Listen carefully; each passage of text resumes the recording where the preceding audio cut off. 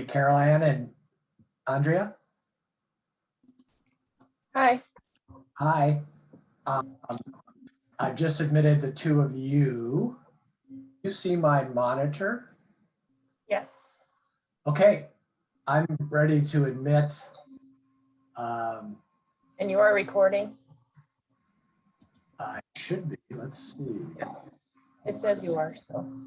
Says I am. Yeah, that's what I think I am too. Caroline, are you there? I am. Can you hear me? Yes. I'm just going to make you a co-host. Sounds good. And I see you're already recording, so that's great. Yeah, I have not let everybody else in, but there seem to be about 7 different individuals. Anytime you want me to let them in, I can. We can get going. Whenever you're ready. Okay, let's do it. Caroline, you're going to kick it off? Yes. Okay, I'm letting them in now. I'll let you know when they're here. Looks like so far everybody who's asked to join the meeting is here. So I'll hand it over to you, Caroline.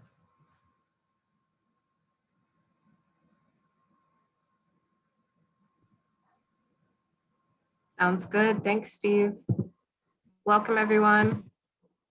We are about 1 minute, less than a minute ahead of schedule, so we'll just wait a few more seconds and then we'll get going.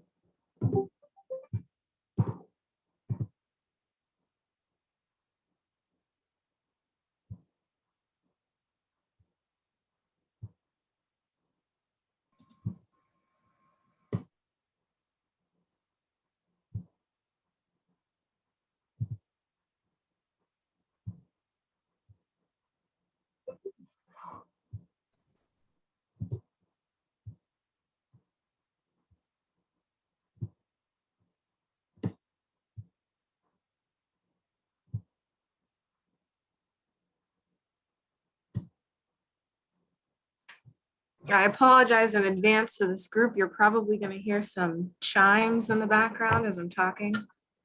Haven't quite figured out how to turn off all the bells and whistles. Caroline, we probably have 12 to 14 people, including the 3 of us on the call Okay, now. and it's 12 o'clock, so we'll go ahead and get started. Well, welcome everyone. Happy Thursday, and thanks so much for joining us today.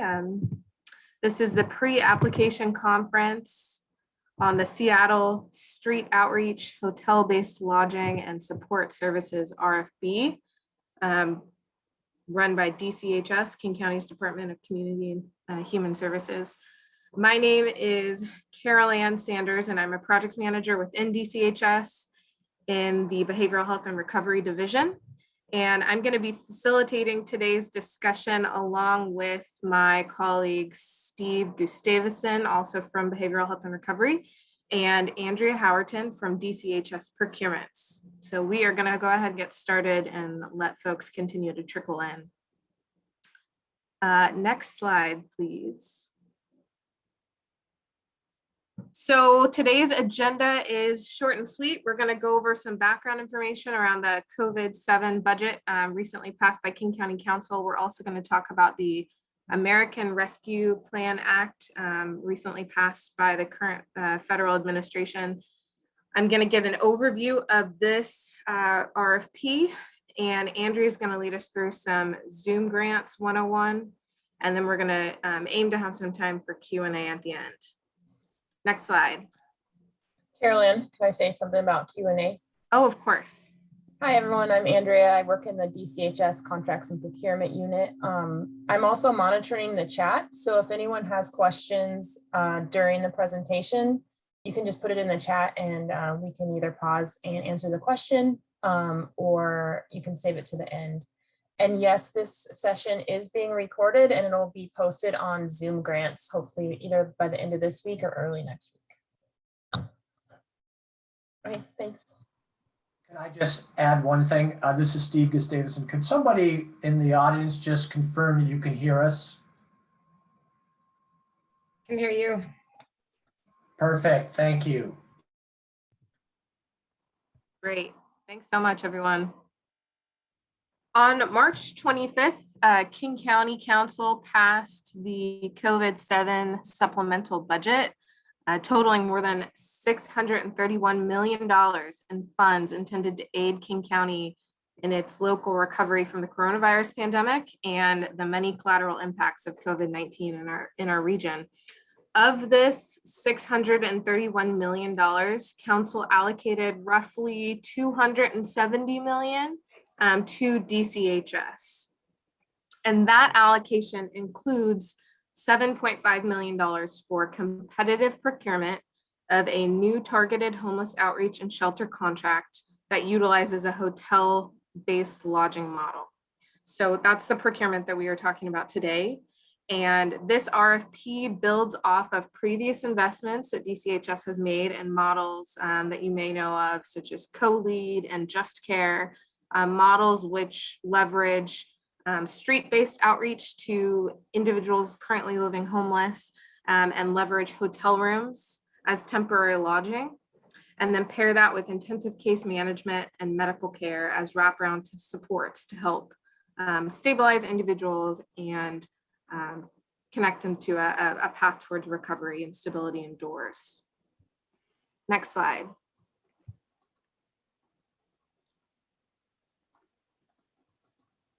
King County's intent is to fund this procurement's resulting contract through the recently passed Federal American Rescue Plan Act, or ARPA. ARPA was signed into law by President Biden early this year, and it notably establishes a coronavirus local fiscal recovery fund, which King County is referring to as CLFR. CLFR is a $130 billion relief fund that has been made available to cities, counties, and special districts in order to mitigate the fiscal effects stemming from the public health emergency caused by COVID-19. So King County, Washington was provided a CLFR distribution directly by the US Treasury, and so intends to leverage those funds in support of this RFP and its resulting contract. I bring this up to say that federal reimbursement means that the successful proposer for this RFP and the resulting contract will be required to adhere to federal treasury guidance as it relates to indirect costs and administrative costs. So this is an important thing for you all to note as potential proposers here.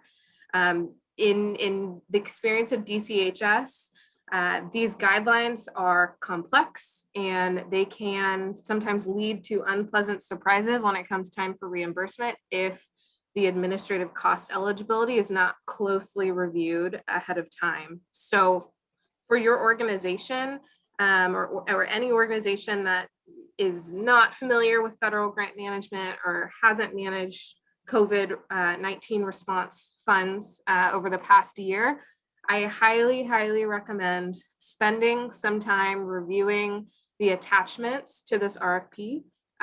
There's one attachment in particular titled, I'm blanking on the exact title, but it says administrative costs in the title. You'll want to reference that and confer internally, talk with your financial officer about the feasibility of adhering to these policies for your organization. So just a quick and important disclaimer up front. Next slide. So RFP objectives. The King County Department of Community and Human Services Behavioral Health Recovery and Division is initiating this request for proposals for qualified entities to provide street outreach and hotel-based lodging with supportive services over a 6-month period, with very high likelihood of extension until June 2022. This RFP is intended to complement existing resources and augment King County's health and human service response for individuals at the intersection of behavioral health, homelessness, and COVID-19. Applicants may submit proposals to fund new outreach and hotel-based programs or expand and enhance the capacity of existing programs so long as their proposals meet all the requirements of this RFP, including the requirement to serve 130 pre-identified individuals. Those individuals have been pre-identified and are in the Chinatown International District and the Pioneer Square neighborhoods of Seattle. DCHS is open to applications that include a coalition of providers or a group of like a consortium of providers working together. It could be, you know, one entity who's doing the operations, the high-level project management, and a partner provider who's doing the clinical service delivery or any other type of structure that you might think would work well for this particular scope. However, one entity needs to be the lead and submit the proposal as the lead agency here. And as, of course, as Andrea mentioned earlier, feel free to be listing your questions in the chat, and we'll try to come back to those at the end of the presentation. So a couple of key definitions here. Hotel-based lodging, that is a sort of relatively new term or concept in DCHS's lexicon. And so you might be wondering, well, what do you mean when you say hotel-based lodging? Well, what we mean is use of hotel rooms to provide temporary non-congregate housing to individuals experiencing homelessness. Hotel-based lodging offers longer periods of occupancy than hotel-based shelter, which is typically limited to nightly or weekly occupancy. And it also allows individuals to remain in their rooms during the day and receive services on site.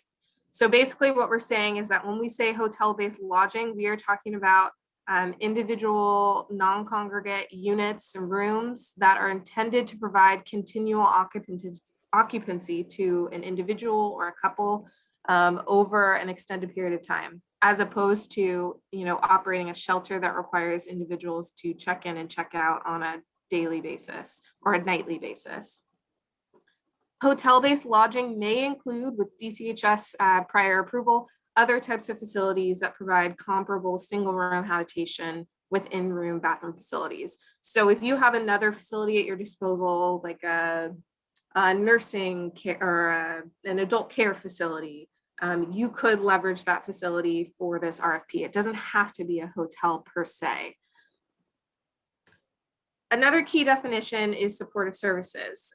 When we say supportive services, we mean a collection of behavioral health treatment and non-treatment resources that increase stability in housing and facilitate long-term recovery. These resources should address the social determinants of health and may include, but are not limited to, housing, employment, education, access to public benefits, transportation, childcare, peer supports, family education, transportation and childcare assistance to facilitate treatment, all of those good things. So we're really talking about a whole person approach here to supporting someone's recovery and stability in housing. This RFP involves key parameters that must also be met in order for a proposal to be deemed responsive. Please refer to Zoom grants for complete details on these. You'll want to pay close attention to how these things are outlined in the RFP itself, but we wanted to provide a high-level summary here. So some of those key parameters are as follows. The eligible geographic service areas for this RFP include Pioneer Square, Chinatown International District, SoDo, or other downtown neighborhoods within Seattle city limits. At the beginning of the period of performance for this RFP and the resulting contract, the awarded proposer is going to assume responsibility for approximately 130 pre-identified adults living homeless in the Pioneer Square in Chinatown International District. These individuals are currently being lodged through a time-limited contract that DCHS is currently operating. And the intention here is to transition those individuals out of that contract and that program and into the contract and the program that is resulting from this particular RFP. So in summary, there are 130 individuals, adults, who are being served in another program that we intend to continue services for through this RFP. So be factoring that into your proposals. It's important to note that these 130 individuals, this is a floor, okay? This is not a ceiling. We're not saying you have to cap your services at 130 individuals. We're just saying at minimum, we expect that you will be able to serve these 130 pre-identified participants. But of course, you can propose to serve additional individuals. You can go above and beyond that. There's no maximum number of individuals that can be served at a given time or over the life of this program. Whatever number you feel is feasible, we expect for you to propose, as long as it lines up with your programmatic budget and doesn't exceed the $7.5 million limit for this RFP. Our goal is really to sort of procure the biggest bang for our buck here. And so we're looking to see the best of what you and your organization feel like you can realistically offer within this budget. King County is offering $7.5 million for a 6-month performance period here, with very high likelihood of an extension, with additional funding to continue services through June 2022. For full transparency, the reason we're not able to include funding through June 2022 in this RFP and just name that full performance period outright is that negotiations with jurisdictional partners are still underway. However, we anticipate our leadership will reach a final agreement before this procurement process is complete, and we'll have those funds available to be contracted in. So, and as always, terms and conditions of the final contract are subject to change at the discretion of DCHS, but we will work closely with the awarded proposer here to negotiate those terms and structure a contract that meets everyone's needs to the best of our ability. And the last key parameter that I want to name here relates to actually procuring and securing hotel rooms. So please note that proposers are responsible for identifying and procuring their own hotel rooms or other comparable non-congregate facilities for the life of this contract and this program. King County is offering to sublet a 50-room hotel that's currently being leased by our facilities management division. Hotel use of this particular hotel is not mandatory, but just know that it is available to you if you'd like to include that in your proposal. If you do want to include that in your proposal, please review the RFP itself for details on the projected cost of using that hotel. Okay, next slide. RFP scope. So at minimum, the services provided by the successful proposal will include high-level project management, including but not limited to working with DCHS and other provider agencies to manage the transition of those existing 130 pre-identified adults into this new scope of services and the services funded through this RFP. So you'll be working with the county and the provider to smoothly transition those 135 individuals out of their current services and into these services. You'll be responsible for coordinating and ensuring service delivery of this RFP's 3 direct service components: the street outreach, the hotel-based lodging, and the supportive services. And you will be responsible for managing and executing the timely startup and ramp down of all activities. Again, we think the real time point for the end of this full contract will be June 2022, contingent upon securing funding from our jurisdictional partner. The objective and scope section of the RFP itself goes into great detail about all the elements I just laid out about the key activities associated with each direct service component, the outreach, the hotel-based lodging, the supportive services. So that will give you a really clear sense of what we're looking for when we name those components.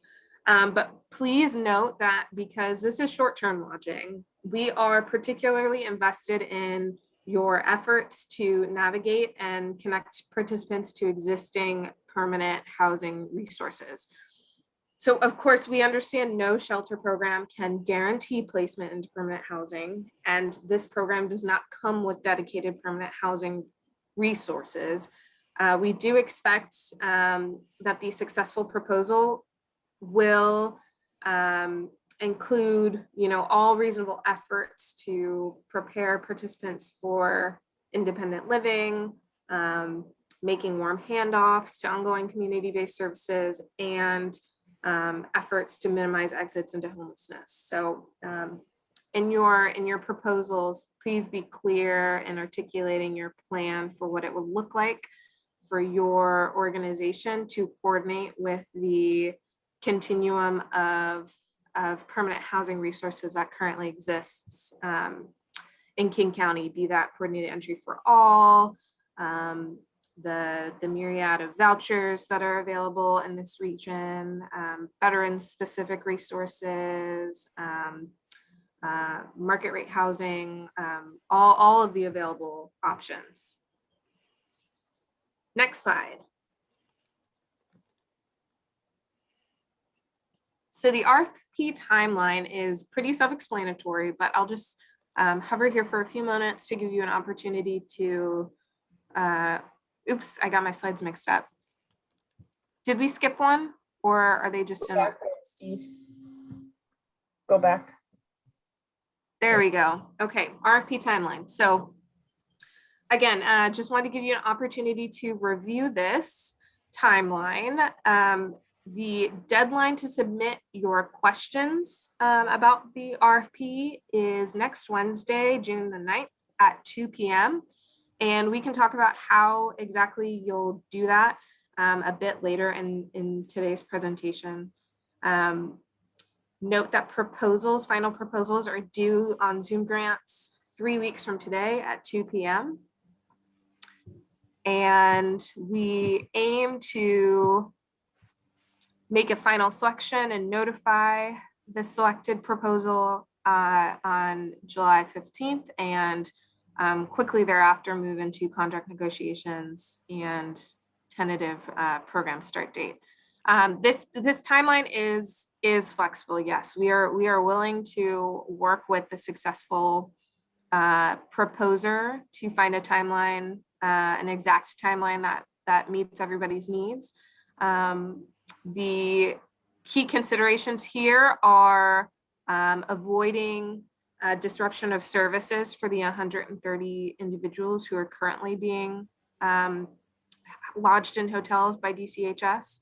And so we'll be wanting to coordinate closely with that provider agency and with DCHS and FMD to make sure that we can smoothly transition individuals from one program to another. But yes, we are willing to sort of do whatever we need to do and get creative to do this in a timeline that is feasible. Okay, next slide.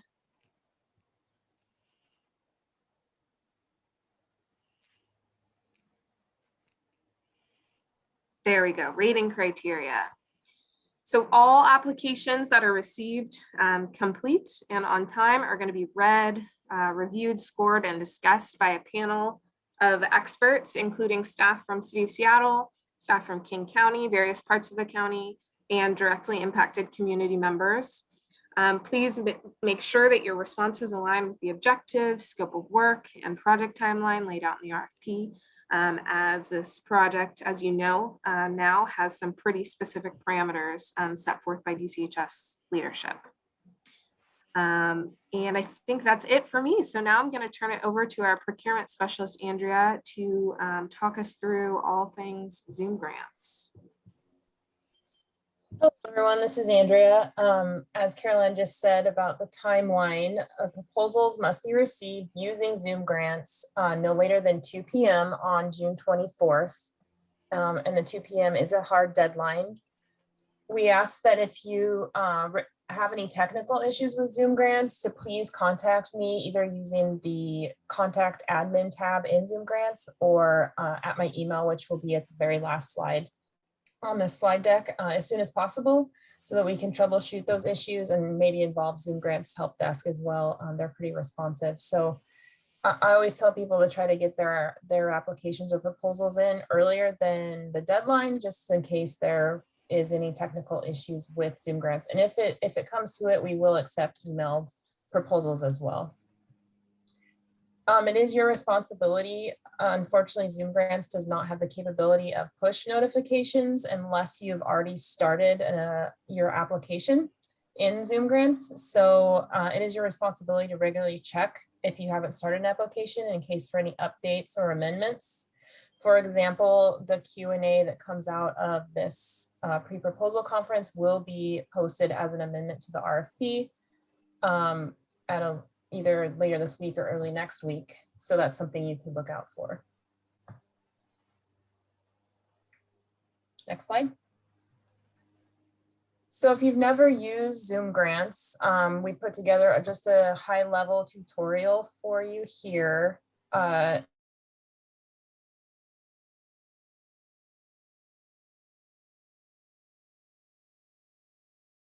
Pretty good help desk, and this helpful guide's called Zoom Grants University, where this is directly pulled from. And so we just pulled out a few key slides here just to go over it at high level. One thing to note when you're in your application, Zoom Grants has an auto save feature. So if you're typing in a field and then you click out of it, it'll automatically save. So you don't have to worry about hitting save or accidentally closing your screen and not saving. Zoom Grants will automatically save your response for you. It also uses a tab system, which you'll see in the next couple slides. I already talked about the contact admin tab. There's just different tabs for each section of the RFP. It makes it kind of clean and easy to navigate in the system. Zoom Grants will also at the end double check your application to make sure that you have submitted everything that is required for the RFP before you can submit, hit the actual submit button, which is a nice feature. Next slide.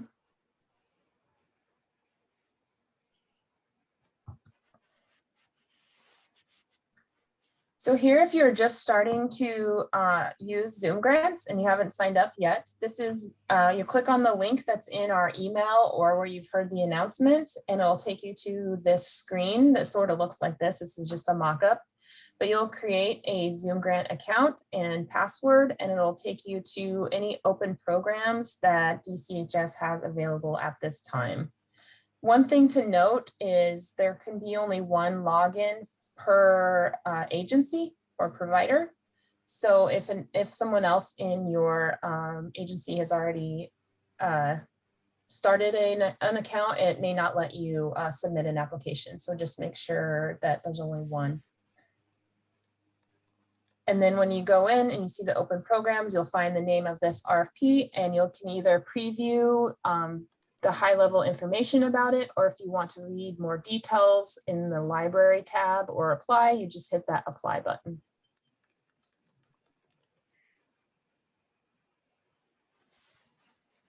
Go back one, please.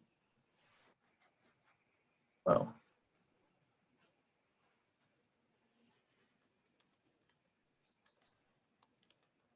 Okay, so here's that tab system that I was talking about before. So each tab has a subject, such as the description, any requirements. The library tab has all the RFP documents and attachments and any amendments that are posted. So that's where you'll find the documents for the RFP. And then the contact admin tab, which is just under number 1, that's where you can directly contact me with any questions, formal questions about the RFP content or any Zoom Grants questions. Another nice feature is that right next to B, that print preview button. I know some people, because you're typing in fields, sometimes it's nice to hit that print preview to see it all in one place and kind of read your application all at once to make sure it reads how you want it to read. Next slide.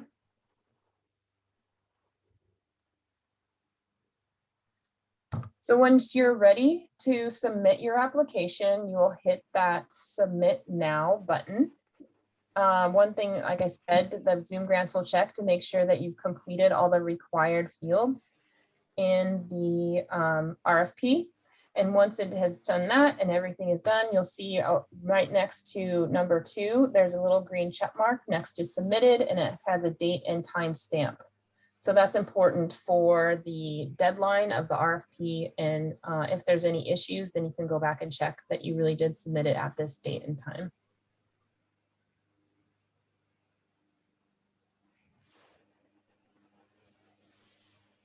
Another nice feature about Zoom grants with the autosave is that you can start your application at any time, save it, and go do something else, come back and finish it at any time. So it'll always save your place where you're at. And this is where you'll go into sort of your dashboard of applications. When you sign into your account, you just go back in here, click on the RFP name and restart your application, or not restart, but continue to submit your application.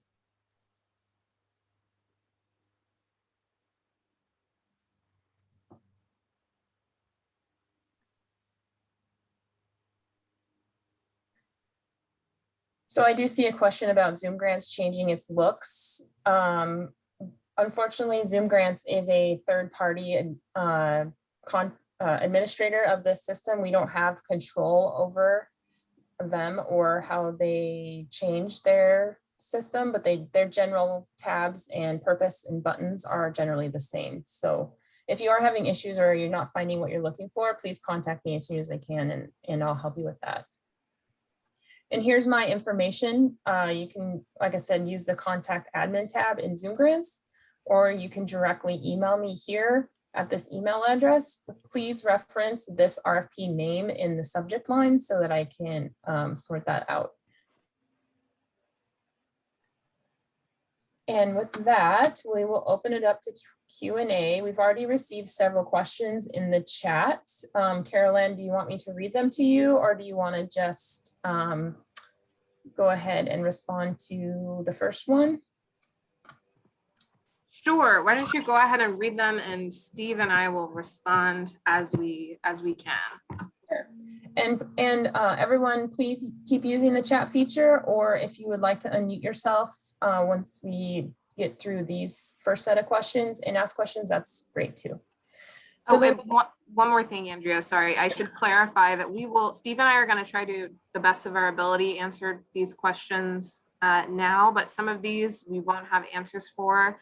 We'll have to submit written responses later in the month. So just be aware. Thank you. So the first question, can county pay secured hotels upfront so that providers aren't on the hook to lay out funds upfront long before reimbursement to secure the rooms? Most hotels that have the option of commercial traffic are going to require advance payment, some far in advance, to assure access to these rooms for the duration of the project. I can take a first stab at that.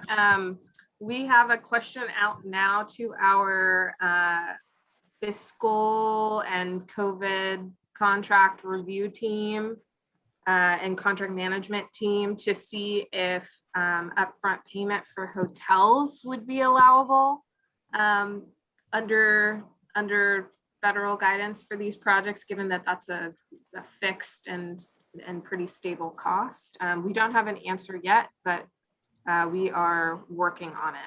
If there was something you wanted to tell me, you can ask. What was that? Was that another question? I think someone was just unmuted. Okay. Yeah, I think somebody. No worries. Well, I think that was the answer to the question. We will let you know in written response whether or not hotels can be paid upfront, but for sure the rest of the costs associated with this RFP will have to be reimbursement based. That's based on federal guidance. Okay, question 2, is this open for families or is this RFP just for single adults? I believe that we are limited to single adults and adult couples, and I think that that is based on the limitations of the services and the facilities that we've been using so far in previous contracts. But we will double check and provide a written response for that as well. But I think it's safe to say adults and adult couples are the scope for this program and RFP. The reason why I asked that question, and thank you for answering it, was because there has been, what I've seen working in family homelessness has been, we've had a hard time engaging with families because there's been a rise in domestic violence and child abuse. And when we do catch up with families, you know, the biggest need is hotels until we get them stabilized. There isn't a whole lot of room when it comes to shelters right now, just because of COVID and having to be safe. So like when I was reading the RFP, the language wasn't clear on it. And I'm just wondering if you can go back and ask if they're gonna release an RFP for families to have hotel stabilization to transition, because there is so many programs out there for like rapid rehousing, for diversion services, and we're working with school districts to help families. But like our biggest need is like getting people into hotels while we're stabilizing them. Yeah, thank you for that context. I really appreciate that. We will pass this along to our leadership for sure. And I'm making a note here of what you're saying now about the need for hotel-based family stabilization. We will double check if we really do have to stick to the adults and adult couples here, or if we can accommodate families. I think that we may be able to, on a case-by-case basis, review proposals for serving families if the provider can demonstrate that they sort of have experience, a track record, and that they're equipped to serve families well through this particular model, and that the sort of like facilities management piece of serving families in this model has been well thought through. But we will double check and submit a written response to that question as well. Thank you.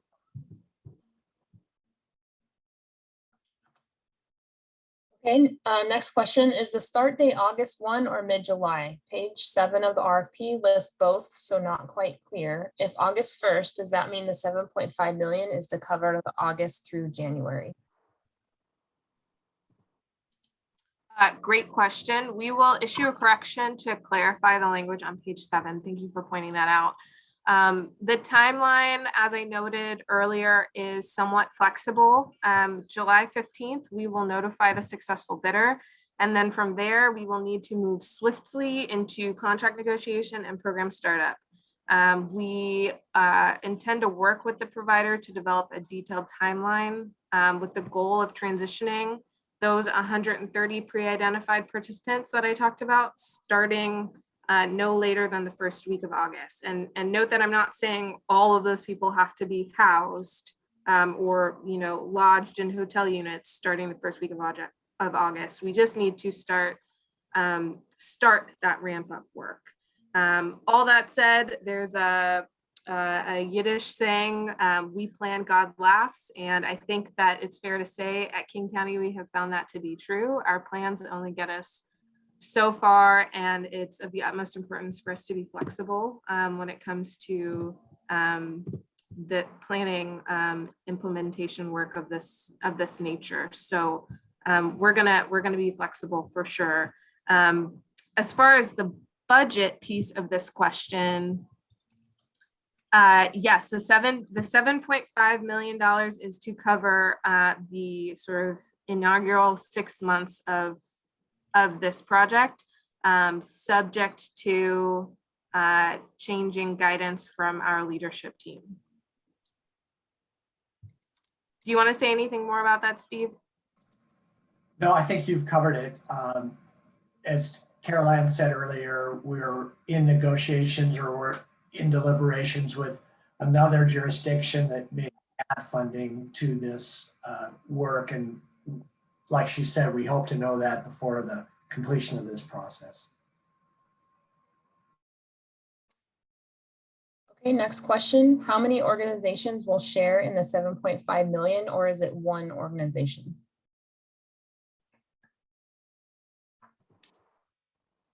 I think that we are looking to execute one contract for this entire scope of work.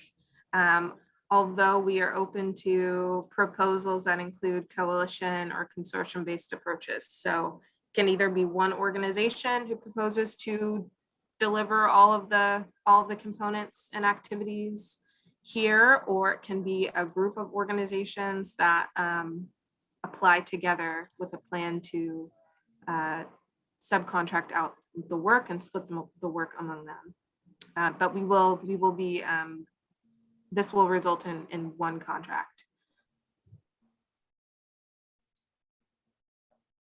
Thank you. And then I think you already addressed this question, but we can make sure. Is the county open to adjusting the timeline to push out the start date of this project?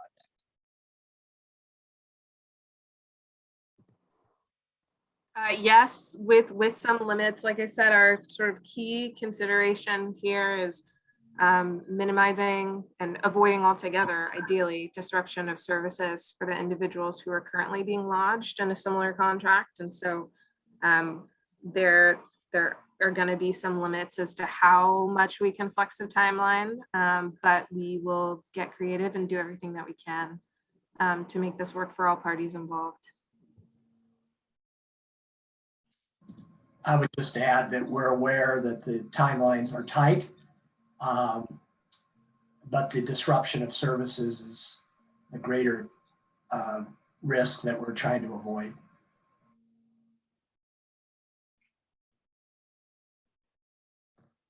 And the last question in the chat so far is, can we have a block of rooms at different hotels? Yes, that would be fine. Whatever sort of configuration of facilities, blocks of rooms, whatever you need to do, as long as you have a clear plan and proposal to do so, and ideally have entered into sort of preliminary conversations with those hotels to ensure that they have the capacity and the interest in doing this work. As long as those boxes are checked, we will accept those proposals.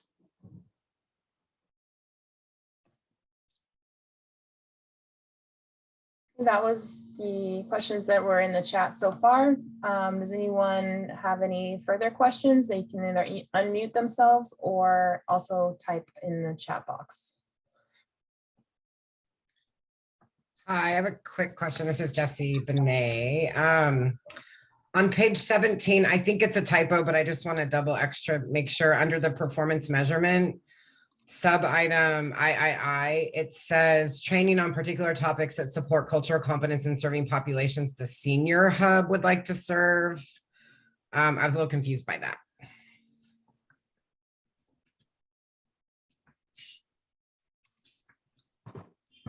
Can you restate one more time for me, Jessie, where that is? Yeah, bottom of second half of page 17 under B, performance and measurement.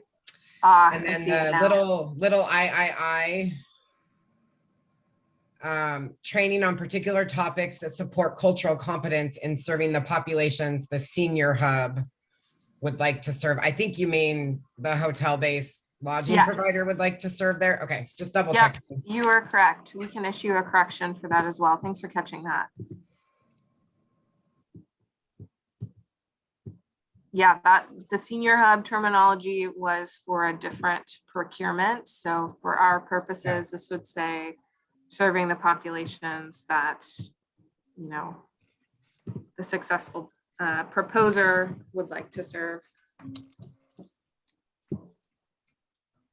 And then it sounds like there's like a lot to be developed in terms of performance and measurement, but do you all know like what data like system will be required, or what, a little bit more on like what the data kind of burden and submission requirements will be on providers? Yeah, that's a good question. It is the county's, or DCHS, I should say, it is DCHS's standard practice to work out our performance and reporting requirements with the contractor during contract negotiations. However, as you know, we normally have a bit of a longer runway to do that contract negotiation and figure those things out. I will say the reporting and sort of data submission, we aim to not have it be as onerous as what a standard contract would require, although we are somewhat beholden to federal guidance around that. I think as far as what data system or database we would use here, it somewhat depends on who the successful proposer is and if they are a current DCH contractor, DCHS contractor, and which databases they have access to already. But core, the core reporting engine that DCHS leverages would be an option here. I think that is most likely the engine that we would use. And then if the proposer has access already to HMIS, we might leverage HMIS in some way, although that's not a requirement of this. I have one other question if I'm not taking up too much airtime. Go ahead. Okay, so on page 10, under minimum and/or desired qualifications, sub item 4, experience supporting participants with a history of criminal legal system involvement and managing public safety issues. Wondering if this sort of translates into you guys asking for a plan to sort of reduce involvement or reduce reliance upon police, especially given the world.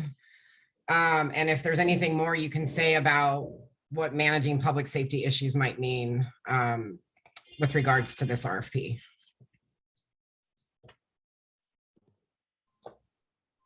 Yes, that is a good question. We are not as a performance requirement asking for reduction in criminal legal system involvement, although we acknowledge that by the nature of the way in which our society has criminalized mental illness, homelessness, substance use, many of the individuals who will be served by this scope of work will have a history of criminal legal system involvement. And so that's where that nexus is. We believe it would be a boon for the provider to have a history of supporting individuals with criminal legal system involvement for that reason. But no, we're not going to hold you accountable for reducing participants' criminal legal system involvement or anything like that. Managing public safety issues, I think that piece comes in because it is the responsibility of the successful proposer to do facilities management for this scope. So you will be doing the milieu management, the managing of individuals coming in and out of the building. I think most providers who worked in the shelter realm know that there's a fair amount of sort of consideration of public safety that comes with managing a facility and the movement of people in and out. I'm trying to think if there's anything else about that we want to say. Steve, does anything come to mind for you? No, it doesn't, but if it does, we will definitely update you when we respond to the questions next week. Likewise with the question about data systems, if we learn of any update, we will put that in the response that is published in Zoom Grants. Yeah, That's- I guess I'll say that the other thing that comes to mind for public safety, Jesse, is that this scope does name, or this RFP does name the that proposal should include considerations of how you will manage security and safety on site at the facility. And so whether that looks like contracting out with a private security organization or an alternative to that, that is a responsibility of the proposer to sort of think through how they're going to deal with that. Great, that addresses my question. We've been thinking a lot about alternative safety responses and reducing legal system contact, especially for BIPOC participants. And so I'm happy to see it in the RFP and just wanted to make sure I was reading it the way that I thought I was reading it. And I think that I Okay, am. good. Thank you. Great. Okay, good. I think for others on this call, I'm glad that you raised this because it's a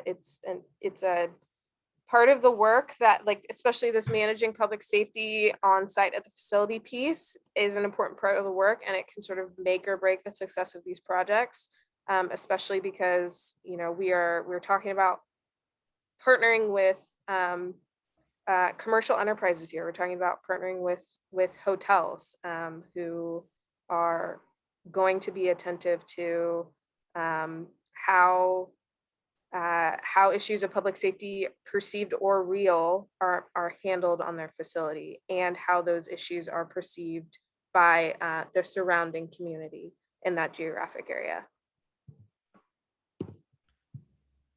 I have one last question, but I want to see if other folks have questions because I'm taking up a lot of airtime. There was just two questions. Well, there was three questions that came in the chat. One was, what critical information is needed in the proposal?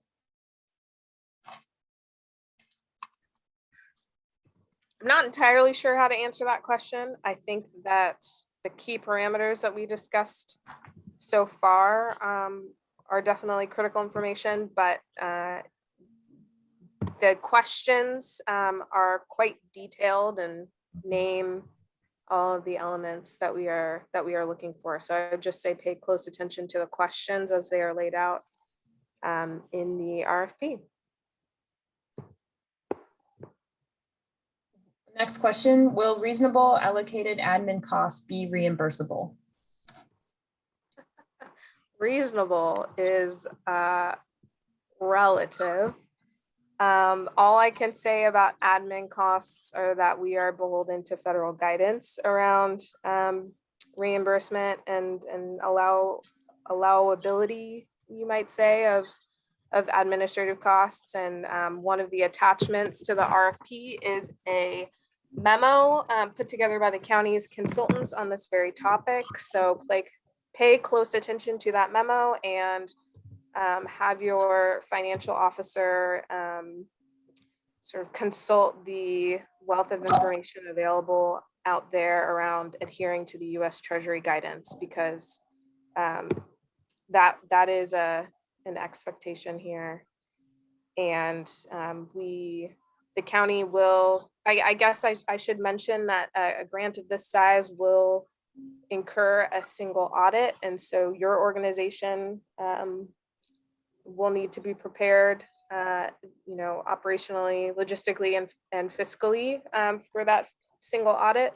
And then the county is also going to be audited for these. So we cannot deviate from federal guidance around administrative costs and ability to reimburse those costs. I would just emphasize that, not to scare people away at all, because it can be done, but we're not talking about general fund dollars here. We're not talking about mental illness, drug dependency dollars, sales tax dollars. We're talking about federal funds that we have to be very careful about. So there's an entire team that reviews reimbursement for not just this work, but other work that's being funded through federal dollars. So just underscore what Carol Ann said.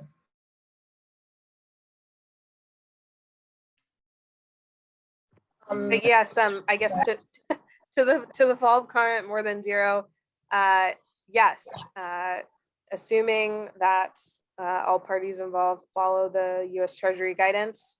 Admin costs should be reimbursed at a rate above 0.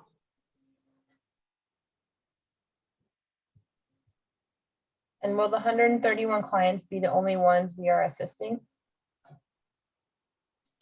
No, so, or I guess up to you, really up to you and your organization. Like I said, the 130 clients is a floor, not a ceiling. So at minimum, we ask that you be prepared to serve those 130 pre-identified participants, but you certainly can go above and beyond that, so long as your proposal is within the $7.5 million threshold, funding threshold. We are sort of deferring to the expertise of you and your organization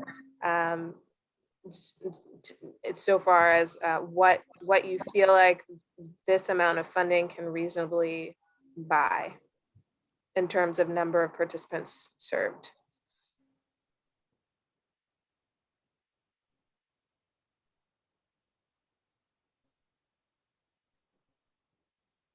I'll ask my quick question if it's okay. In terms of the 24/7 behavioral health response, is it acceptable at some hotels to have that be like an available response, but maybe overnight, not necessarily on site the whole time?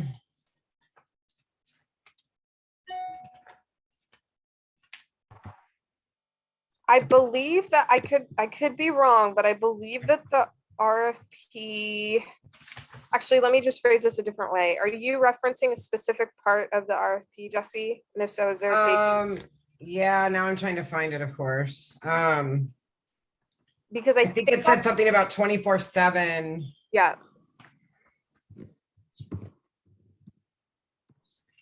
I have too many things highlighted. Okay. There it is, page 6. Top box of page 6, item D. Yes. Okay, great. So that says, just for the group, that says provide 24/7 on-site support by program staff with clinical training and expertise in crisis management and de-escalation techniques. So it doesn't have to be behavioral health response. It just needs to be, we are just asking that it not be, a law enforcement response, or not be a like private security contractor response. We are asking that it be a response by program staff, a clinician of some level, who it can be a case manager or your equivalent of like the lodging support staff, housing support staff, but somebody who has some training in de-escalation and some clinical know-how. I think what the exact terms of that response are is dependent on what we are able to negotiate with the proposed bidder and the hotel. I believe some hotels might, be quite adamant that 24/7 on-site support looks a certain way, but as long as your proposal, addresses this, provides some configuration or some type of 24/7 on-site support, that will be considered satisfactory and responsive by us. We're not gonna ding you on your RFP proposal because your 24/7 response doesn't look a certain way. Okay. Does that make Thank sense? you. Yeah. Thanks, Caroline. I see a follow-up question to the 131. Yes, minimum of 150 clients or participants served with this. That is correct. Thank you. So what we're talking about is 130 pre-identified participants. We would like for you to, at minimum, procure 150 hotel rooms. So there's a little bit of a delta there a minimum delta that you can leverage however you would like, and then you can go above and beyond that too if you feel like it's reasonable for this amount of money to serve 180 participants and you would like to pitch that, then write up a proposal to that end, and we would be happy to review that. Just as a time check, we have about 3 minutes, so we could take one more question if anyone has a question.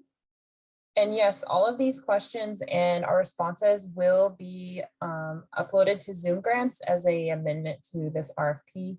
And please keep submitting your questions because they will also be added to the list as well.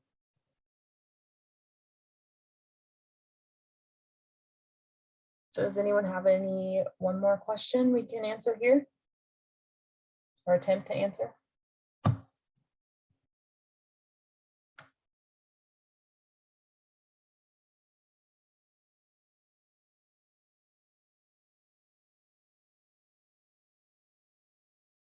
All right. Again, please keep submitting your questions to me either through this email, dchscontracts@kingcounty.gov, or through the contact admin tab in Zoom Grants. And Carol Ann, do you have any final words you'd like to say? Just thank you for showing up. We appreciate you making the time, and we look forward to seeing your proposals.